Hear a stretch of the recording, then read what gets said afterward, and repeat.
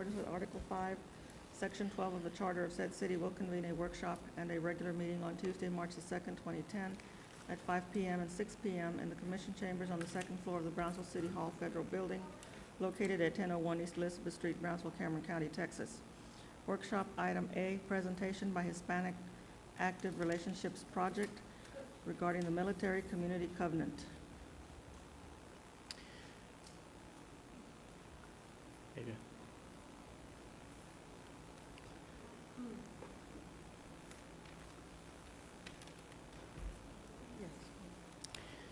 Welcome. Thank you. Good afternoon, Commissioners. Thank you very much, and thank you for attending. My name is Karen Anzac, and I work for the Hispanic Active Relationships Project. We're an organization under a federal grant providing healthy relationship education to residents in Cameron County. As we have been doing this, we have encountered a group of people that are in dire need of help, and these are our military families. So we have worked with the Office of Army Community Covenants, and we're working to bring the Cameron County community together to embrace these families and provide for them what they need. And my PowerPoint isn't working. The Community Covenant started because we understand, and you have the PowerPoint on your desk. I put a package there with the letter. The Community Covenant started with the understanding that the strength of our soldiers comes from the strength of their families. And the strength of their families really comes from the strength of the community. The military members' mindset while they're at war is, first of all, the mission, then protecting the unit, surviving, but somewhere in the back of their mind is always their family. What's going on at home? What's happening at home? But the family members also have their own concerns. The first concern is my family member who has been deployed alive? But then there's these very basic concerns, like how can I get the car fixed? Who's going to take care of the yard? Who's going to fix the plumbing in my house? Who's going to play baseball with the boys or the girls? Who's going to tutor our children? All these things that these families end up having to do single parent as opposed to as a family. We can't all go to fight, but we all can take a part in supporting these families. We have a debt to those who are serving, especially in Cameron County. 52% of the men and women serving are from the National Guard, and the National Guard was never meant to be deployed. So at this point in time, these men and women that are serving don't have the services that, let's say, the Navy or the Air Force have. The military members cannot solicit. The military cannot solicit. They cannot come and say, you know, this is what we need, can you help us? But as a community, we can get together and we can ask them what they need, and they can tell us so that we can provide it for them. This is what happens when an Apple doesn't talk to a PC. They just don't get along. So what we're doing is we're forming this community as a group. We're getting together and we're trying to figure out how we can support these families. This is not a brand new situation. This has been done nationwide, but this is the first time that it's being done the way Cameron County is doing it. And what we're doing is we're actually attaching services to what the Community Covenant is. Most of the time what happens is they have this wonderful celebration, this covenant signing celebration, and makes everybody look good, and then it's forgotten, and that's it. The Office of Community Covenants out of the Pentagon is really impressed with what we're doing, that they're sending the director of the Community Covenant, and they're sending a representative from the Chief of Chaplain's office in Washington, because we're putting services behind the covenant. We're looking for businesses, organizations, volunteers that are going to be a part of a resource guide that we can have for these families, connecting the families to the services, so that if these families call and they say, you know what, I have a problem, the plumbing is down in my house and I have a problem, what do I do? My husband is overseas, my wife is overseas, what can we do? We have on board businesses or organizations, either somebody that will donate money for this situation to get fixed, or maybe a plumber that has decided he's going to donate his time and only charge for the parts of what he's doing. We have restaurants that have offered a discount for these families. We have tax services that have offered to offer a discount to help these families with any tax service, bookkeeping, whatever they need.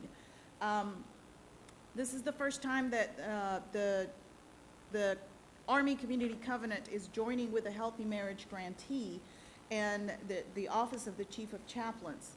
Some of the supporters for this mission for Cameron County so far, the honorary co-chairman for this is Congressman Solomon Ortiz. Representative Eddie Lucio III is also an honorary co-chair.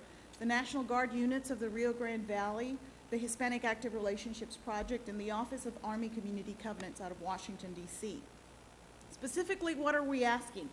I want you to hear today what we have discovered of the families that we have questions. We have put together a think tank of families, National Guard families, that have told us these are the needs that we're facing today.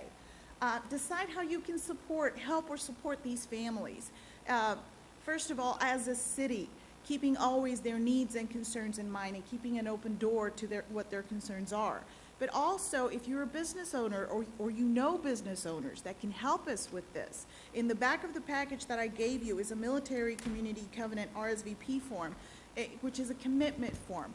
Make as many copies as you want, pass it around to business owners, people in the service industry that can, anything that you think would help these families. Even just citizens that do not own a company, but we all own our time.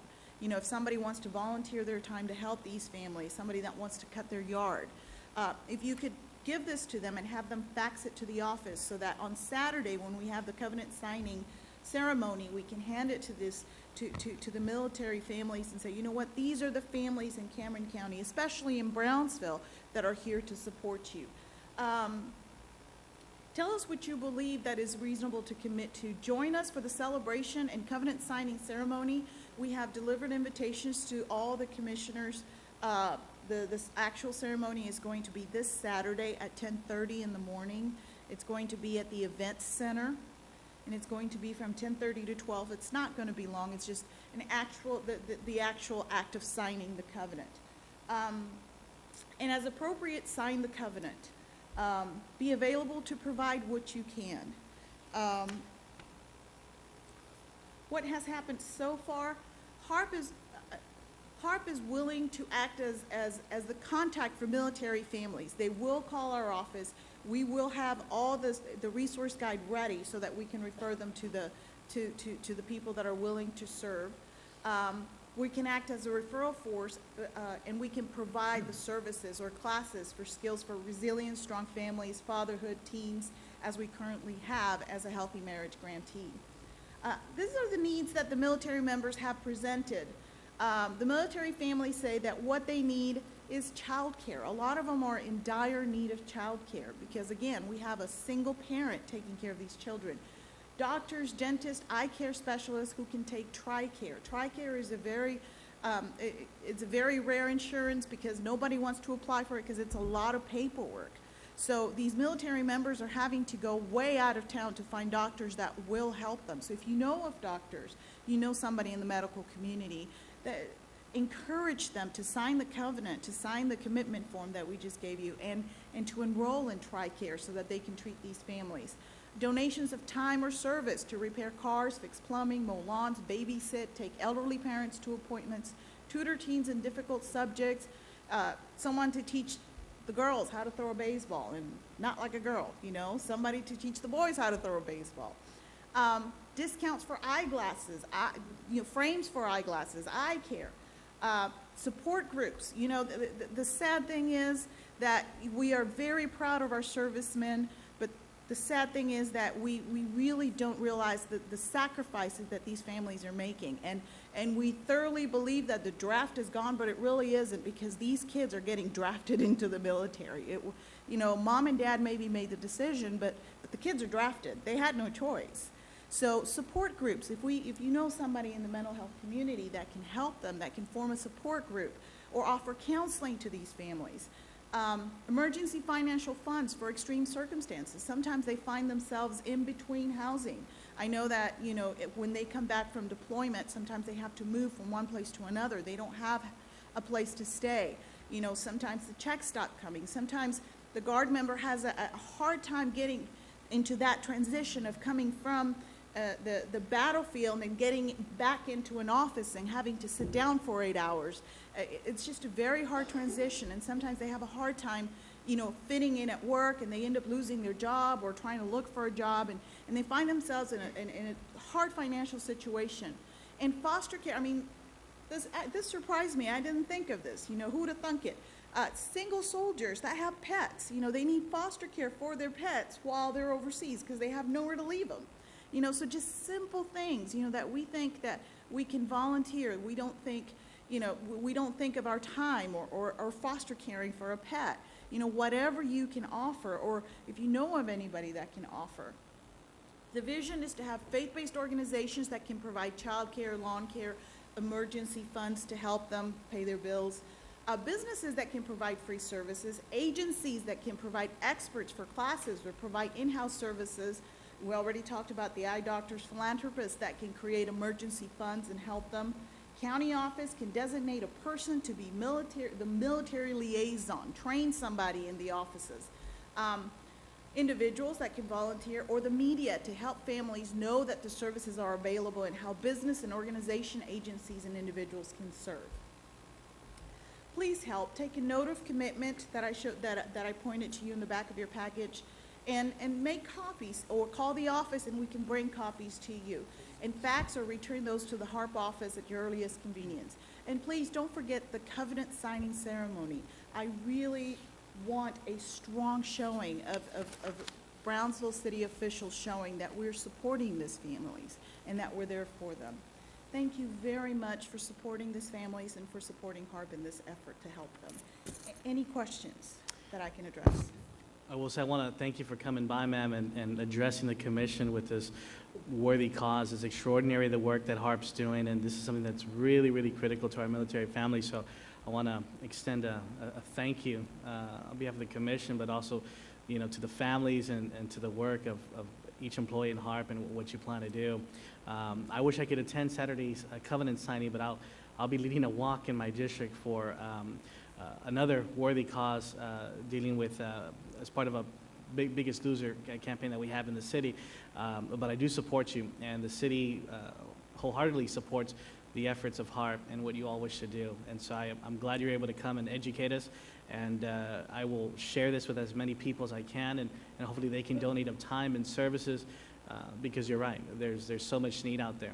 One of the things the city of Brownsville did, and not too long ago, with the help of the city manager and our airport director, was we were able to bring home for Thanksgiving over 100 servicemen from Iraq. I'm sorry, from El Paso, before they left to Iraq. And many of them won't come back home until the end of their tour. But they had an opportunity to spend time with their families, you know, for that special day, that Thanksgiving day. And it was very, very worthwhile, and it was something that was, I think, special to all of us. So the city is always there to help our veterans, and we'll do what we can to help. And again, I appreciate you coming by and making this presentation for the commission. Thank you for allowing me to. I'd just like to say too, on behalf, I know Commissioner Zamora helped. We both worked on putting this on the agenda so you can have this workshop through Eddie Lucio III's office, and we're just glad to help out and offer this resolution from the city of Brownsville, because we see the importance of what you're trying to do, and we need to stand behind you. Unfortunately, Saturday my nephew's getting married, so it's going to be hard for me to try to attend. He's getting married. He planned a whole day for his wedding, so I need to be there. So if once I see the time, maybe I can stop by real quick. Okay, thank you.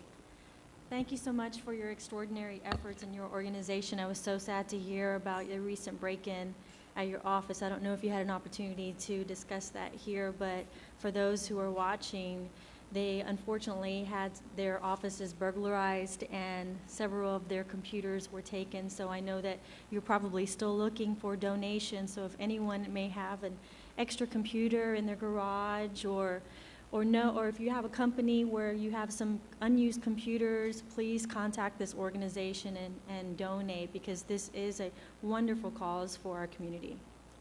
Thank you very much. Thanks for that email, Commissioner. We did get that, so hopefully we can help out. Any other comments? Thank you very much. Okay, we'll move on to the next presentation, which is regarding the ordinance prohibiting the use of plastic bags. I believe we're going to have Art and Ms. Timmer. You want to come up, please?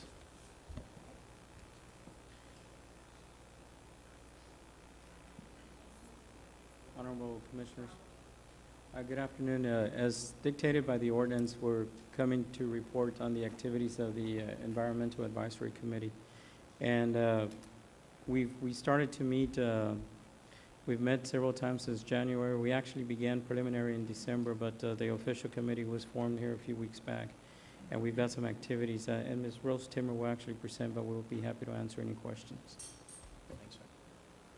Hi. Hello, everyone. Go ahead. It's good to be back. One of many meetings I'm sure I'll come back to. But the Environmental Advisory Committee was created after you all unanimously passed the banning of plastic bags. And y'all should really be proud of that. We're getting a lot of press from that. Art, I know, is getting phone calls from different parts of Texas. I got a call from Washington, D.C., from the EPA. They want to know how we did it, and that we're the 12th city in the nation to have it done, and they just want us to move forward. So it's really positive.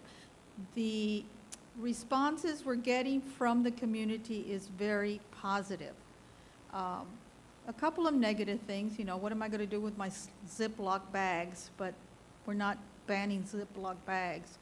But the committee is meeting to address some of the issues that have come up about dry cleaning, flower shops, those kinds of things. And we've got a bunch of good people, which I'll go here and tell you all. The committee did, where'd I go?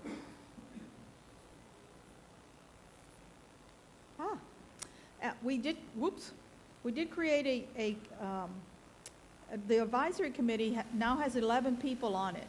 And you can see we have Walmart, we have the Brownsville Beautification Committee, A.V. Lopez Superstores has joined us. The mall, Veronica Baca Martinez from Sunrise Mall, they're very, very supportive.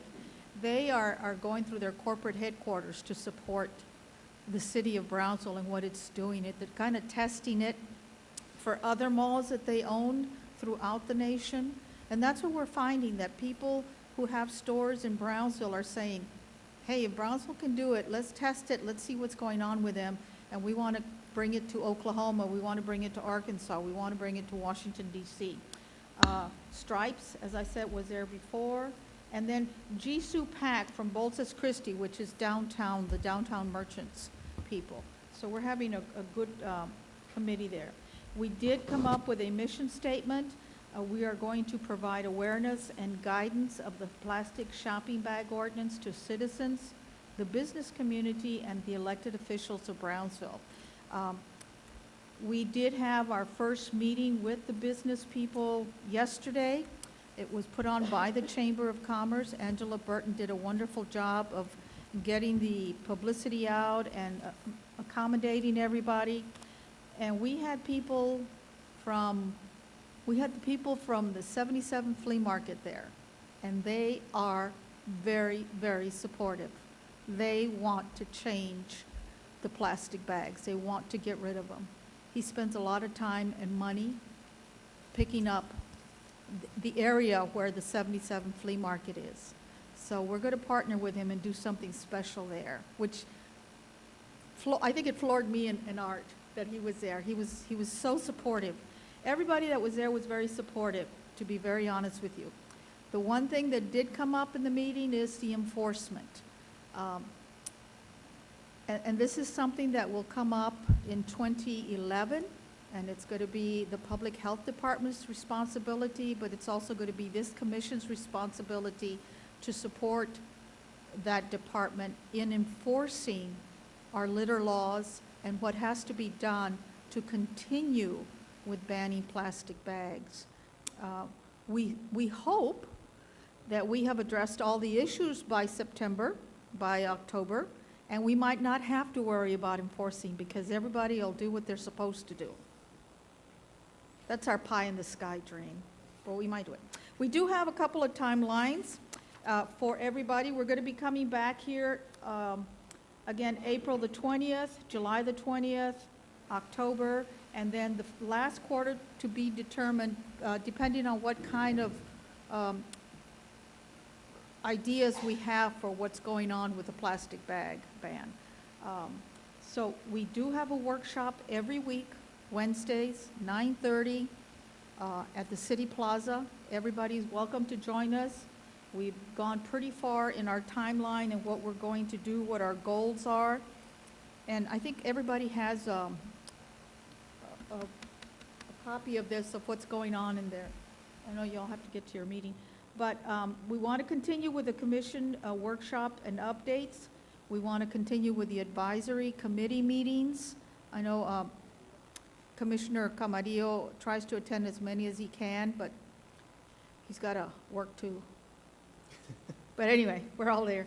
And we're hoping to do big things, big positive things. We've got some tremendous support from the big stores and the little stores. You know, Lopez being on our committee is wonderful. The 77 flea market again, the downtown people. So it's very positive. The only thing is, I said, is the enforcing of it. We're going to develop a survey. We are currently taking some surveys or silent surveys at the mall, downtown, Stripes store, HEB and Walmart, where we're counting people that come into the store and counting how many people go out with a reusable bag. And since we started the survey, I think we started with 1% and we're up to 3% in the weeks that followed. So it's coming along. It's going pretty good. And we hope to get pretty high up there with that. So the other thing we're going to try to do is that's the monitoring of the compliance of the shopping bag ordinance.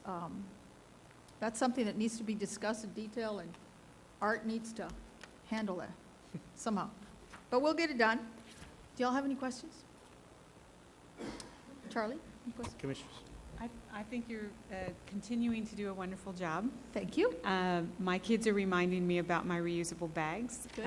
I think you should, maybe you are already, take a seminar to each of the schools throughout this time frame, Okay. because I think kids remind us more than we remember.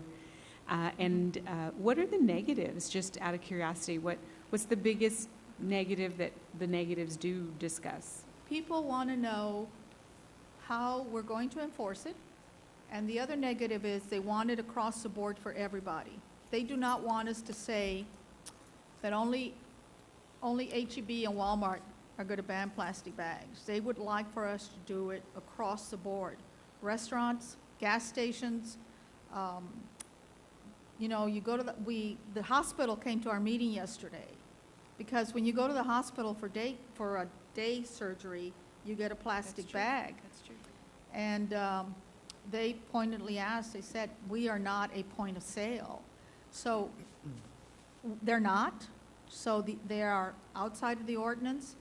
But if we start making, I'm not saying we're making exceptions for them, but I really think we need to look at that if we're going to get rid of plastic bags, we need to get rid of plastic bags and not make an exception. But that's something that the committee gets into quite a lot. I think Art probably feels a little bit different. I know I would get rid of everything right now. But, you know, the dry cleaning bags, That's true.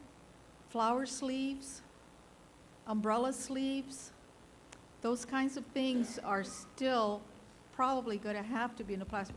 Although Mr. Kennedy has a dry cleaning bag that you carry with you and you bring it to your dry cleaner. It's like a suit bag. The people from, who was that gentleman? Mr. Kavanaugh from, there's a Cavender's Western Wear store in Brownsville. He brought up the point that he when he sells a suit, a Western suit, he puts it in a plastic bag. He has 40 stores all over the nation, and they are looking at Brownsville to see what they can change. And then they're going, if it works, they're going to implement it nationwide. So he's a test for them on how they're going to change what they do with plastic, and then hopefully go nationwide with that. He was very enthusiastic. He wants to get very involved in this. Because, of course, it's his store. It'll be his store, the first of its kind, for that kind of store to do that. Mhm. Yes. What about small businesses? Because I do hear quite a few concerns from the small business owners, to-go orders, restaurants. How are you handling those questions, and how are we helping to accommodate some of them? You mean the small business, like the lady who sells tamales on Christmas? No, I'm talking like locally owned businesses. Any restaurants that does to-go. We have so many locally owned businesses. Right. That's very true. But I can't tell you that if they don't, we have done surveys at different parts of the community. The Chamber did their own survey with Chamber members, and 86% of the Chamber people that responded said, great, we want to get rid of plastic bags, but how can I do it? How is it going to affect my bottom line? And that's what's coming up. How are we going to do this? The small, I guess they haven't come forward to us, or I don't know, to Art, have they? Well, Rose, well, if I may, and I know we talked about this at last week's meeting, but, and I know, Art, we've had, extensive conversations after meeting with some other folks, separate from our weekly meeting. We don't know yet, Commissioner. Again, the group has officially met about 4 or 5 times, and prior to that, we were meeting outside of that, just on our own to kind of gauge how we would go about everything that we're doing. But that issue hasn't been resolved, and getting through today's workshop, one of the things I did ask the committee is we will now, after we have the results of the survey, we will outline everything that's been brought up. And that's a prime example. What happens to Whataburger? What happens to McDonald's? What happens to the cleaners? What happens to the floral? Well, those things need to be outlined. And we need to know, okay, X are all the issues. Now, how do we address those? And that's where the committee comes in. And we don't know. And I'm thinking, from the beginning, we said we did not want to hurt, we didn't want to hurt any of the local businesses. We have one paper bag manufacturer company in Brownsville that operates out of the port. And about 10% of their business comes from this area. Yeah. Directly affects all the fast food chains. They produce every paper bag in Brownsville. That's pretty significant for them. Right. Now, although a majority of their business is exported, we don't want to take away from what they already have. And so this is where the committee will begin to work and discuss, okay, what do we need to do? What is, foremost the major concern? And I think we all can agree it is the shopping bag. We look at what are the bags that are being out around the drainages and along the fences. It's a shopping bag from a local supermarket. And so, yes, everyone's going to come to the table and say, well, what about me and what about me? But I want us to really focus, yes, we're going to look at everyone, but most importantly, the key issue has been a checkout bag from a local supermarket. And that's where I believe we need to address that issue. Once you address that, then I think everything will fall into place. And in time, there'll be so many, the change will just be, it'll be constant. And so, but that's something we don't officially know yet how we're going to work it out, but that's something that the committee will be looking into, as well as the other issues that are out there and we don't know yet. But the survey should tell us quite a bit. And I think that's something that we'll be tackling, and hopefully at the next workshop, we'll kind of have some sense of idea of what direction we'll be taking. Well, I'm just concerned, Commissioner. Small businesses, they're the heart of this community. Many of them work 60-plus hours a day that don't have time to participate in surveys and attend chamber functions. In fact, they're not even members of the chamber. So I just want to be sure that we find a way to allow them to participate in the surveys, to give input, maybe send people to them, because I don't want to have them go to, our event center or the chamber, because they're already putting so much time into their businesses. We are just at the start, Commissioner, of the whole process, and today's workshop is just a small glimpse of what's to come, and the input and the outreach that we wish to get from the small business community. Like I said, we have downtown. Of course, we have the larger retailers and some of the smaller ones. But you're right, small business is important, and they are impacted, and we want to make sure that they too come and participate. And as Ms. Timmer said, they're all invited. And so we'll do what we can to go out and go hit those segments of the population that need to be targeted to get their feedback as well. Thank you. I think we did advertise the chamber, and of course, we all have extensive email lists. I don't know that some of these small businesses would, I really don't, but it's been in the newspaper a lot. I want to say most of the population of Brownsville is aware of the fact that it's coming. And we've got some events planned in areas that maybe don't get the newspaper. They get the Spanish-speaking TVs. I think we're working on something like that. So we hope to reach all of them. I can't say that we'll send somebody to every place, but hopefully they'll get in touch with you as their commissioner, and you can say, Rose, you need to go see so-and-so, or something like that. And that's perfectly, we're willing to take that on. What about those companies that sell to the small businesses, like Cisco? I know they sell plastic bags to the small businesses. Are we contacting them? Because I knew they sell in bulk for their You mean to-go like orders. Sam's that has the Sam's, T-shirt boxes? Cisco. No. No. We're not dealing with the manufacturers or the sellers of the bags. Because there is an alternative. They can sell a reusable bag.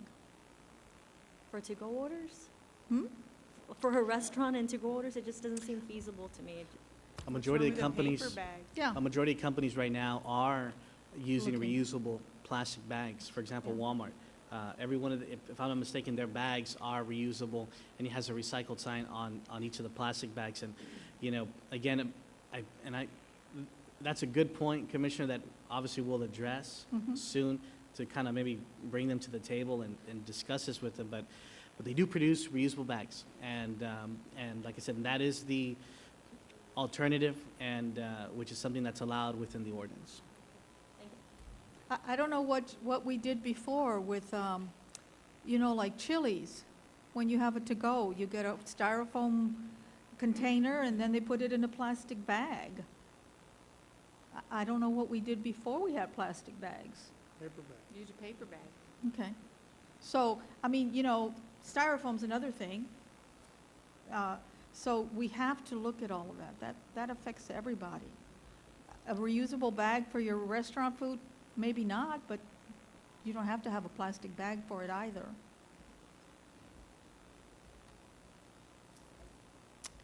Any other questions? But we'll work on that. Well, thank you, Rose. You're welcome. Appreciate it. Art, appreciate all your work. Thank you very much. Okay, we'll be back. Thank you, guys.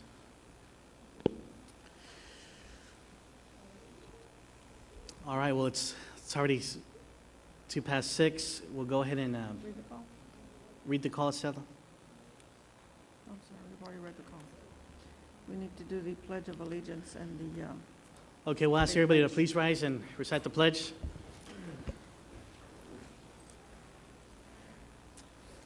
I pledge allegiance to the flag of the United States of America and to the republic for which it stands, one nation, under God, one, in justice for all. Honor the Texas flag, pledge allegiance to the Texas, one state, under God, one and indivisible.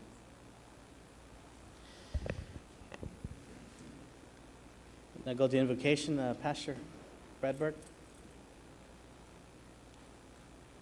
Let's pray. Father God, we just thank you so much for this country that we live in. We thank you for the opportunity that we had today to vote.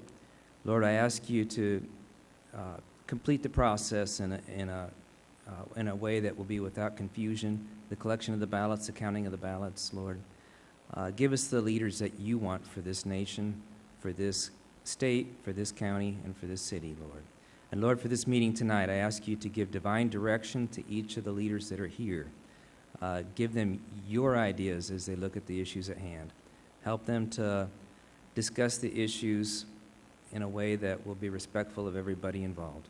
In the name of Jesus Christ, amen. Amen.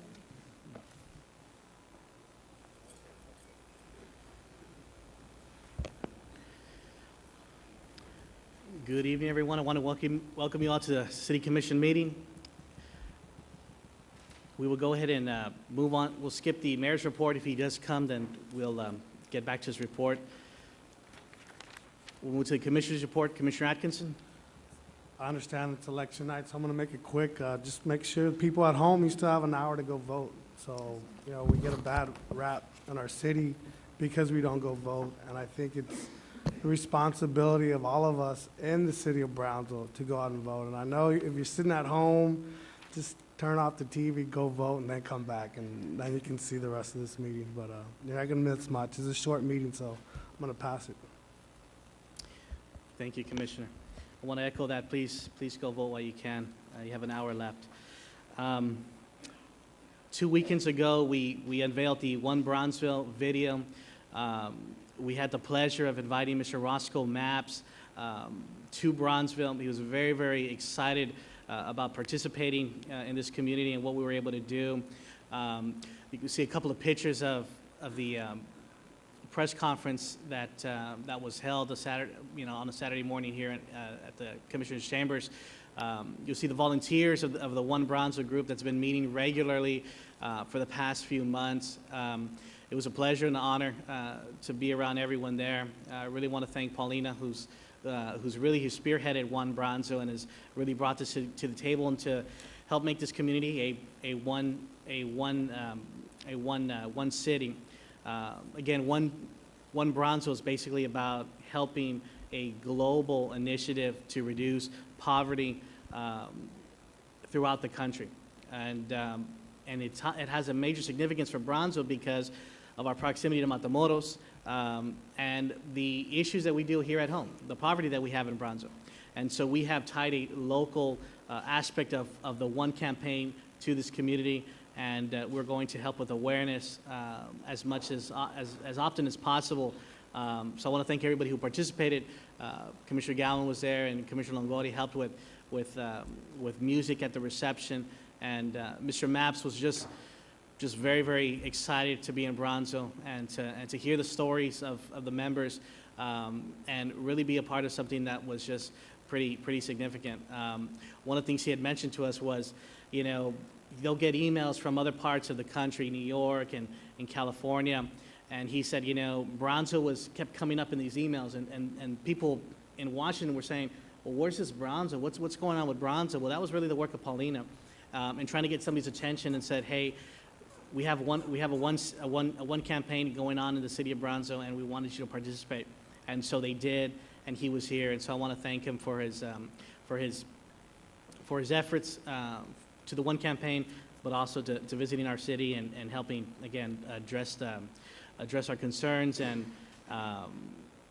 hopefully assist us with future projects down the road. Keep Brownsville Beautiful. As part of the KBB, I mentioned this at the last commission meeting. We are partnering with the Brownsville Police Department, Cummings Middle School, to host a anti-graffiti mural project.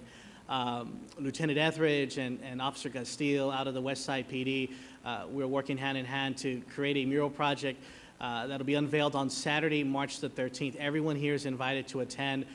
We will take the first place winning artist, and they will help paint a mural on an actual building. We have a first, second, and third cash prize for the youths that participate and enter and that are ultimately successful. So we really look forward to the project. It's really being sponsored by Mr. Guevara, who's a local art teacher at Los Fresnos, as well as Mr. Mark Clark with the 409 Art Gallery, as well as the Brownsville PD and Keep Brownsville Beautiful. So if you all aren't busy on March the 13th, please come out and see kids and adults paint a mural on a much-needed facility that has been tagged. And we hope to do this as often as possible. We're also going to have a senior day. We're planning a senior day cleanup for Thursday, March the 18th, and the second one on Saturday, March the 20th. We're looking for participants, volunteers to come and help us clean properties of senior citizens around Brownsville. This is something that we came up with. We're working with Healthy Communities as well as the Brownsville Beautification Committee to help the elderly and clean up their properties. Many times the elderly can't access a lawnmower or a weed eater or pick up heavy branches or things of that nature. So we are really asking for the students and any volunteers, families that wish to get their hands dirty and help someone out to participate, fill the flyer, complete the flyer, and fax it over to Healthy Communities. So again, this is open to everyone. We hope to have a major turnout, and we look forward to helping our senior citizens of this community.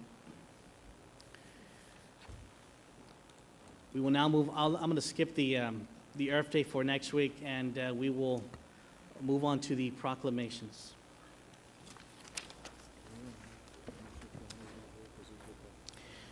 Before I go to the proclamations, I wanted to make one more announcement. This Saturday, March 6th at 9 a.m., I will lead a walk and a bike ride with Commissioner Gowan and anyone interested at the Monte Bella Bike Trail Park located along Alton Glore and 281. This is part of the Biggest Loser campaign. And so I want to express the need for people to come out, exercise, come walk with me, ride your bike, or come jog, and really get moving. It's very, very important that we all look at our health very, very closely and do as much as possible to eat right, but exercise. We can never walk enough. We walk every day. Sometimes we're sitting down at our desk most of the time.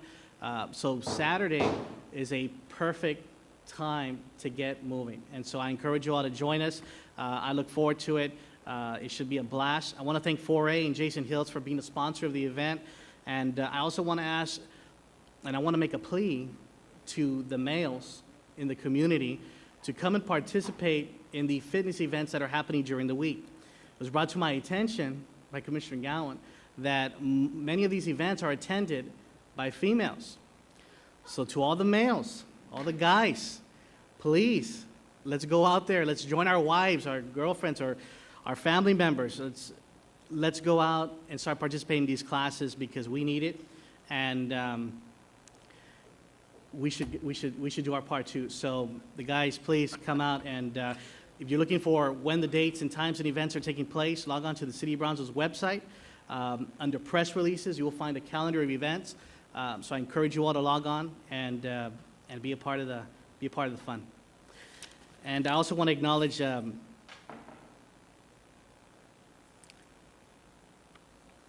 Commissioner Troiani is unable to be here this evening because he is traveling to Mexico City to receive a recognition on behalf of the City of Brownsville.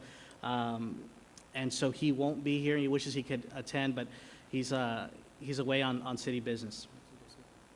He's traveling to Mexico City. Okay. Sorry about that. We will now move on to the proclamations. Mr. Alfonso Al Centeno, see here?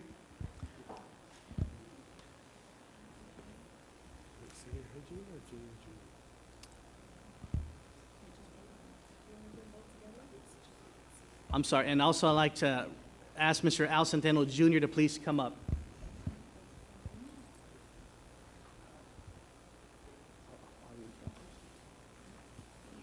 Are we one after the other? Yes.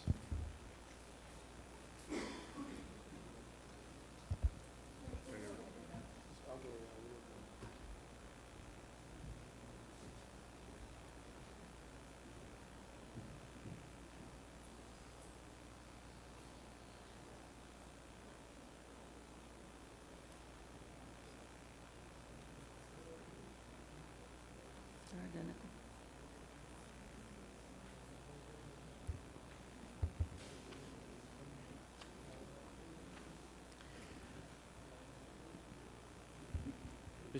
Yes.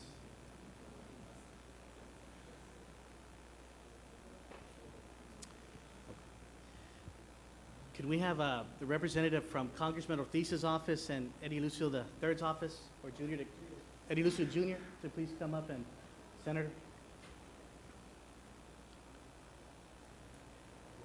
No.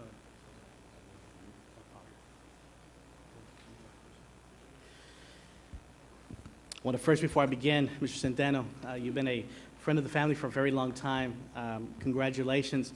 It is an honor to finally recognize you and your son for everything that you do to this community. So it's a pleasure and an honor, and welcome to our chambers. A proclamation of the City Commission of Brownsville, Texas, congratulating Alfonso Al Centeno on his world record access deer hunt. Whereas Alfonso Al Centeno is an avid hunter and outdoorsman, a Vietnam veteran, and community activist. And whereas in March of 2009, Alfonso Al Centeno and his son Al Jr. were hunting exotic animals in Bandera County, Texas. Whereas Alfonso Al Centeno bagged an axis deer that weighed 240 pounds, scored 145 8th% by Safari Club International Standards, and earned an SCI gold medal. Whereas on April 19, 2009, Alfonso Al Centeno received a certificate of recognition from Records of Exotics located in Ingram, Texas, and his record-setting axis deer will be recognized in a Records of Exotics record book to be published in September of 2010. Now, therefore, we, the members of the City Commission of the City of Brownsville, Texas, by virtue of the authority vested by the charter of said city, and on behalf of all our citizens, do congratulate Alfonso Al Centeno on his record-setting harvest of an exotic axis deer. Done on this second day of March 2010, signed by our mayor, Pat Humala Jr., and the rest of the City Commission. Congratulations, Mr. Centeno.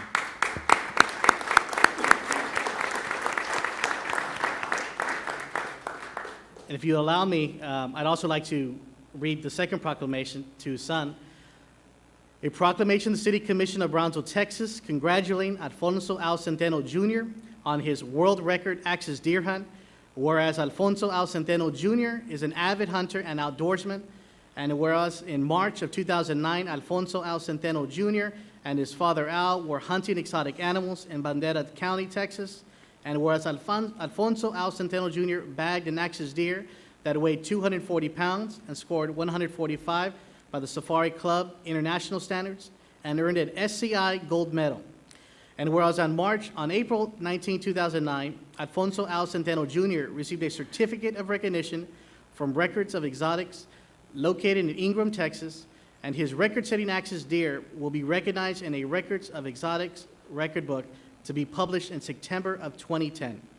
Now, therefore, we, the members of the City Commission of the City of Brownsville, Texas, by virtue of the authority vested by the charter of said city, and on behalf of all citizens of Brownsville, do congratulate Alfonso Al Centeno Jr. on his record-setting harvest of an exotic axis deer. Done on this second day of March 2010, signed by the Mayor, Pat Humala Jr., and the rest of the City Commission. Congratulations. And it's now my pleasure to introduce our Senator, Eddie Lucio Jr., to make a presentation. Thank you very much, Commissioner Camarillo. Good afternoon. Honorable members of the City Commission, ladies and gentlemen, I'm honored to have an opportunity to join with the City of Brownsville, as wonderful citizens of our great community, in honoring two of our great citizens. Senate Proclamation 118 is directed to both Alfonso Centeno Sr. and Alfonso Centeno Jr.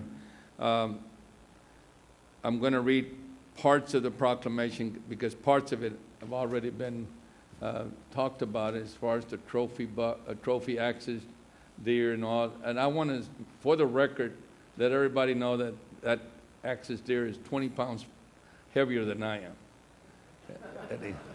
All right. I want to, whereas the basketball coach at Port Isabel High School, Alfonso Centeno Jr., grew up hunting with his father. They have hunted exotic game for many years and have particularly enjoyed seeking out nilgai antelope. And whereas Alfonso Centeno Jr. recently brought in this 240-pound axis deer that was talked about here what an incredible record. Both gentlemen, especially Alfonso Centeno Sr., has taken numerous trophy whitetail bucks through the years as well, whereas these dedicated hunters have made a love of the outdoors an intrinsic part of their family's tradition. They are truly deserving of recognition for their many accomplishments. Now, therefore, be it proclaimed that the Senate of the State of Texas hereby extend congratulations to Alfonso Centeno Sr. and Alfonso Centeno Jr. on their many achievements in exotic game hunting, and be it further proclaimed that a copy of this proclamation be prepared for them as an expression of high regard from the Texas Senate. I also brought with me for the Centeno boys, I call them, a couple of Texas flags that were dedicated over the state capitol on President's Day, February the 15th of 2010, the year of our Lord. On a personal note, I just want to say that over the years, the elder Centeno and I have been involved in many civic and professional organizations. I know the love of and his heart for this, our hometown, Brownsville, and I appreciate everything I heard here earlier today about where we are and where we're going in this wonderful community of ours. So my congratulations on behalf of the state of Texas to the Centeno family. Congratulations.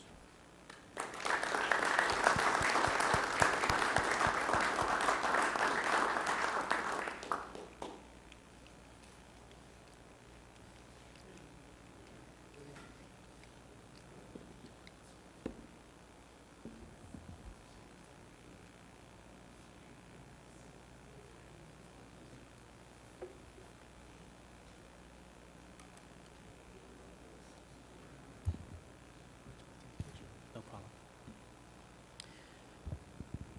Now I want to introduce a member of Congressman Ortiz's office, Joel, to make the final presentation to Mr. Centeno. Good evening, everybody. And I'll make it short, so we don't want to keep you all waiting up there too long. My name is Joel Munguia, and I'm here on behalf of Congressman Ortiz. Al, as he knows you, Mr. Centeno, he wishes he would have been here today, but his duties in Washington kept him up there. But he does send a message which I would love to share with you. And it states, "Dear Al, Sr. and Jr., please accept my heartiest congratulations on receiving a proclamation from the City of Brownsville for earning a Safari Club International Gold Medal. What a tremendous opportunity to capture a 240-pound trophy axis deer while hunting in the Texas Hill Country. I am thrilled to know that both of you and your son share the love of hunting. Again, congratulations, and I wish you continued success in the future. With kindest personal regards, Solomon Ortiz." And the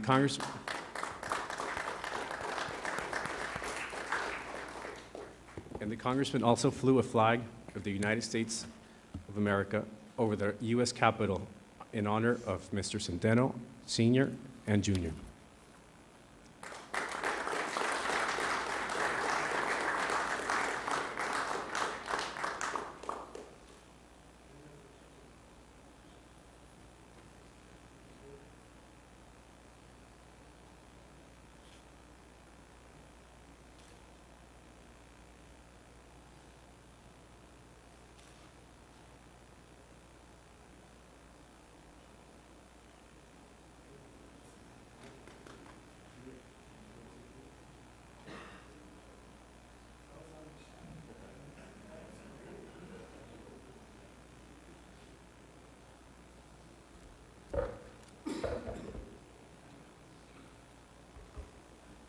First of all, I want to thank City Commission, the Mayor, Honorables.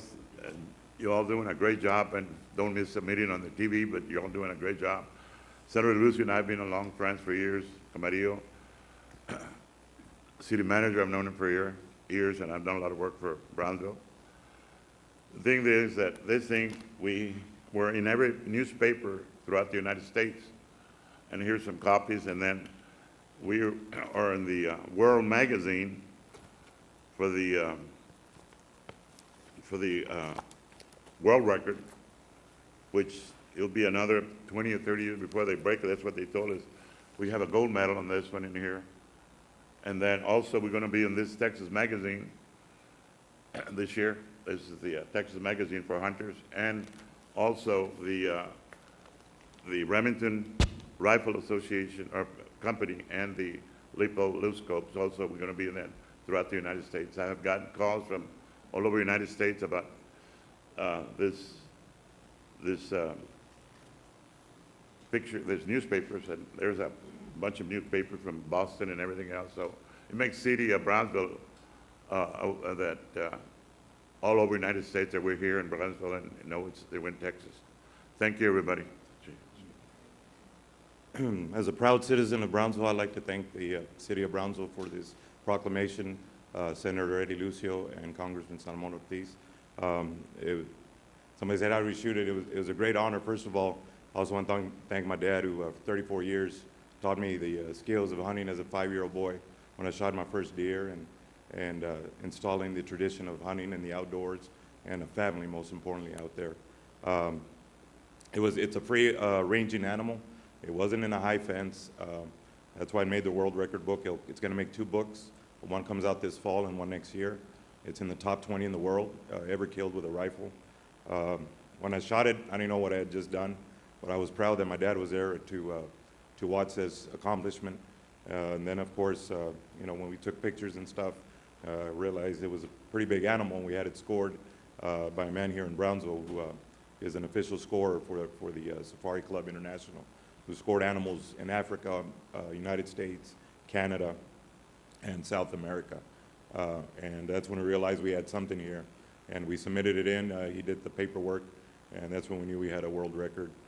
Like my dad said, we've had numerous companies and magazines called us and want to do stories on it that'll be published soon. But it's a great accomplishment, and I owe it all to my dad and thanking him for teaching me 34 years of hunting and family values out in the outdoors. Once again, thanks to the city of Brownsville and the senator and Congressman Salmon Ortiz and Mayor Mata. Thank you.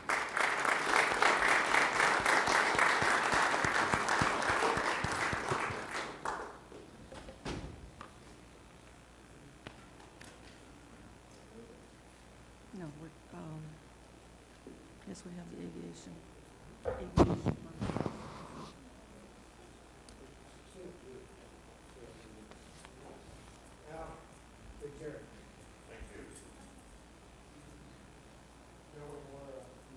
Historic Brownsville Aviation Month. Larry Brown.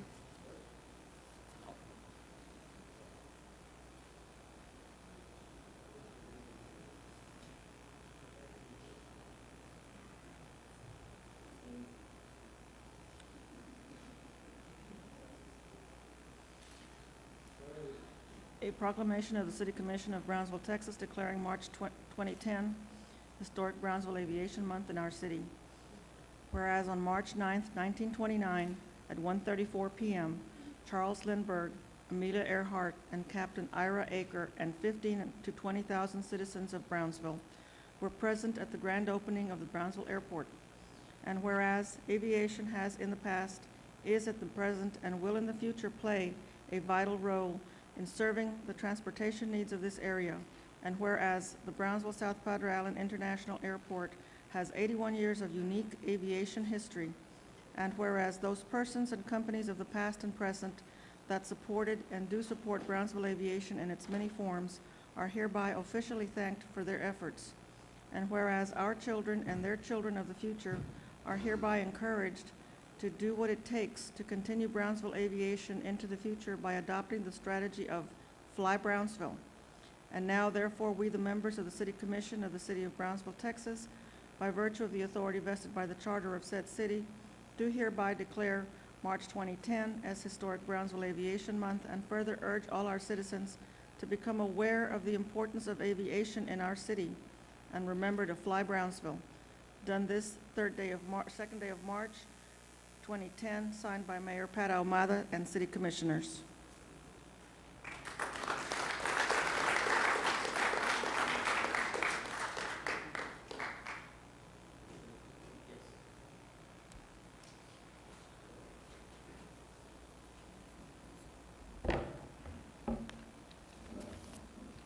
First of all, I wanted to take the opportunity to mention to you there's something in your packet I think that is particularly apropos this evening, and it's a copy of the article from the Brownsville Herald dated as of the date that was just mentioned.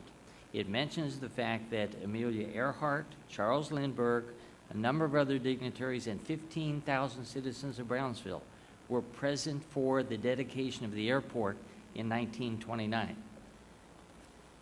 This proclamation starts a whole series of activities that happen throughout the month of March. Some illustrations for you, okay? Next Monday, at the same time that it was dedicated back in 1929, we'll dedicate the 81st anniversary of the airport at the terminal, just a brief ceremony. On Wednesday and Thursday, you will begin to see aircraft flying over top of the community, which you don't normally see, such as an F-18, a C-130, et cetera, et cetera, et cetera. All in preparation for an air show, the Air Fiesta Air Show, which is illustrated here, that actually takes place a combination of Friday with an evening air show plus Saturday and Sunday. We will have a stage set up in front of the audience on Saturday morning, right after we've done a groundbreaking for the new hangar, 20,000 square foot hangar, which is starting construction literally as we speak. In addition to that, we will have on the stage dignitaries such as yourselves, okay, to commemorate the fact that this is the 81st anniversary of aviation and aviation first in this community. After that begins the air show, and there will also be a repeat of the air show on Monday or Sunday. In addition to that, we are scheduled to have on the 17th a series of groundbreaking events for 2 more new facilities at the airport, which are starting construction. That's a replacement agricultural facility as well as new shop. And also we're offering tours to the public of various different improvements that are going on at your community's airport. These will also be attended by both of the airlines presently servicing Brownsville, as well as potential other airlines that may be interested. And a whole series of activities will take place throughout the month of March. We would encourage you to participate and come to those events and encourage the general public to do the same. I'll be happy to address any questions. Thank you all. Thank you.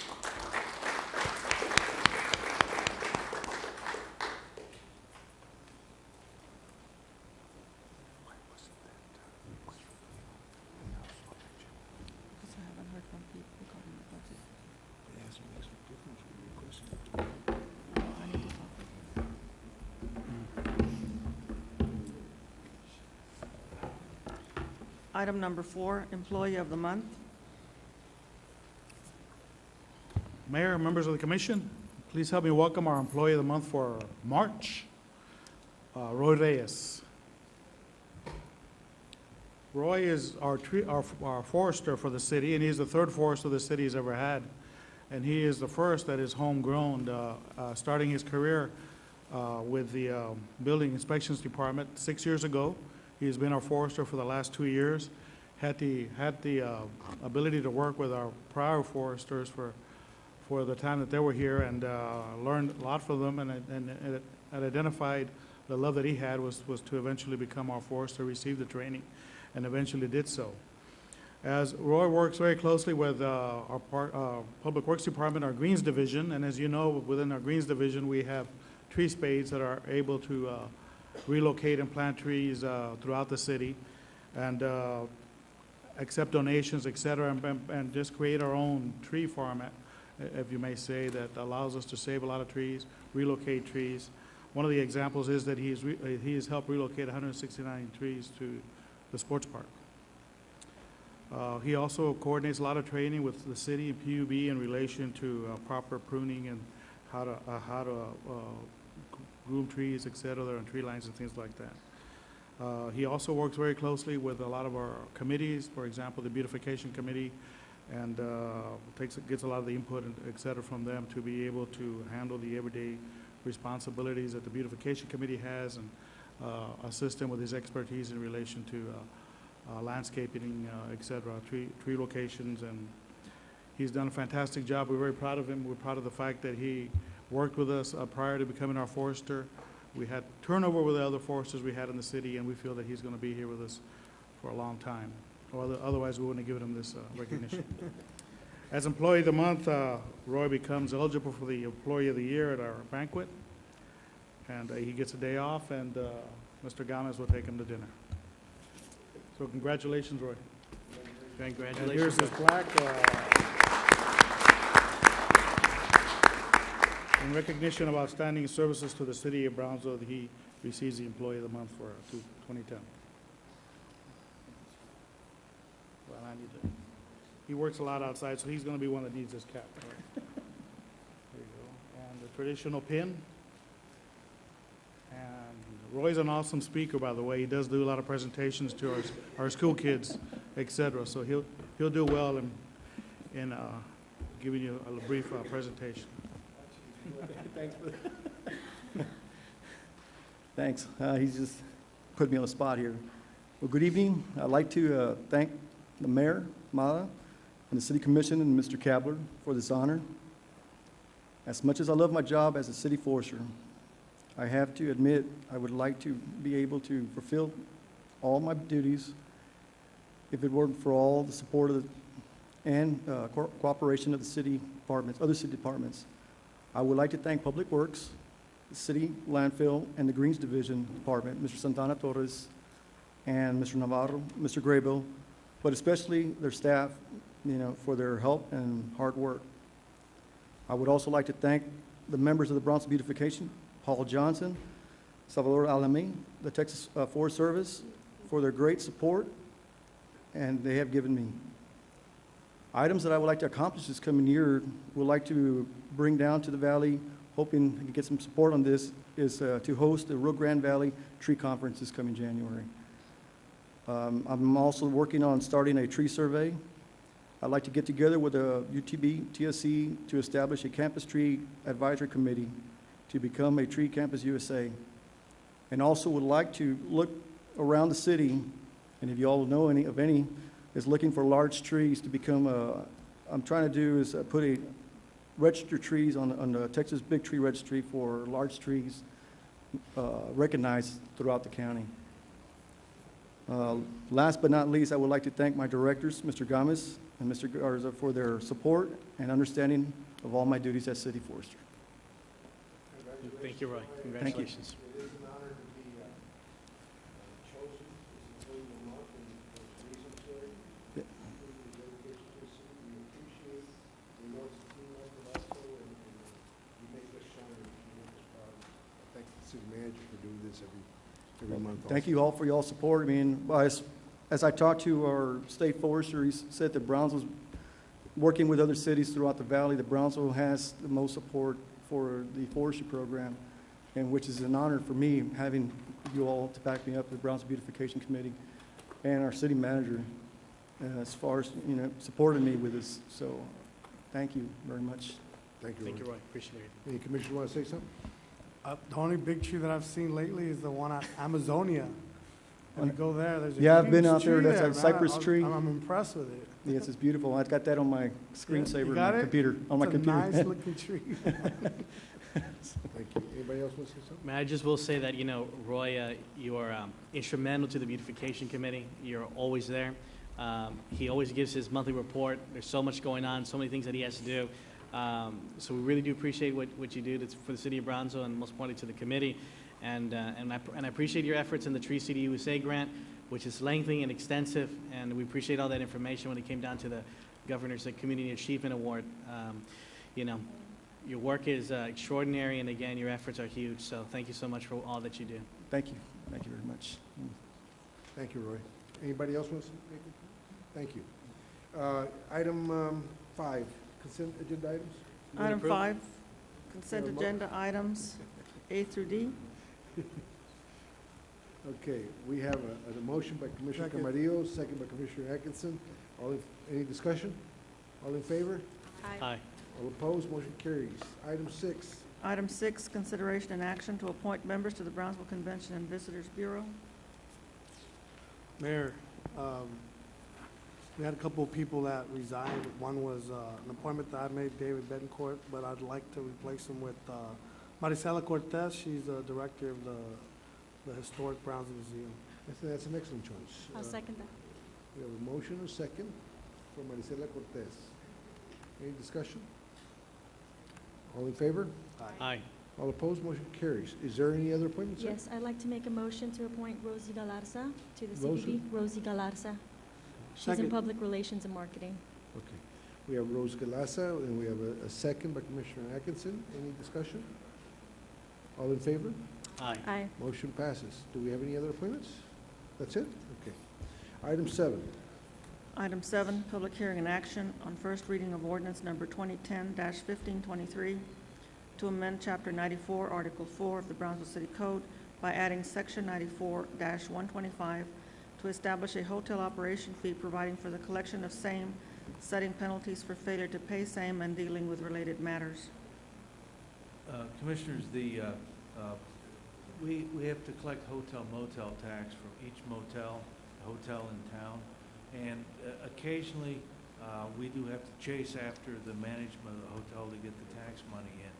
And the purpose of this ordinance would be so that we would know who the owners and operators of each hotel in the city of Brownsville is, so that we would know who to go after if we had to take steps to collect the hotel motel tax.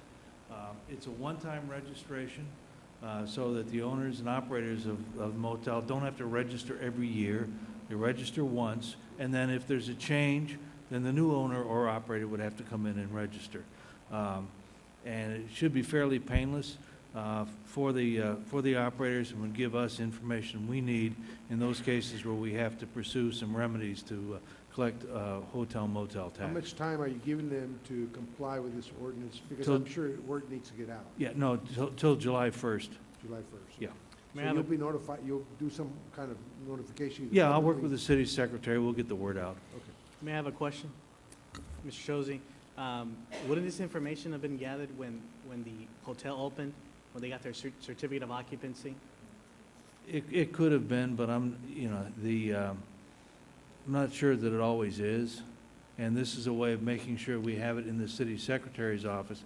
And the city secretary is the one responsible for collecting the hotel motel The tax. certificate of occupancy is to operate, but a lot of times you see these hotels, they change ownership. Yeah. To track down the current owner, it can be difficult. I understand where he's coming from, Yeah. because these are companies usually. Yeah. They're companies, they're not persons. And sometimes the company is sold along with the hotel, or just a hotel.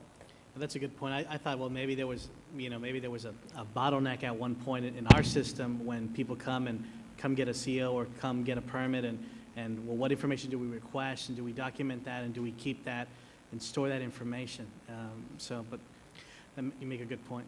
But this is a public hearing. Is anybody here from the hotel industry opposing this? There's nobody here from the hotel industry? Well, there's no opposition?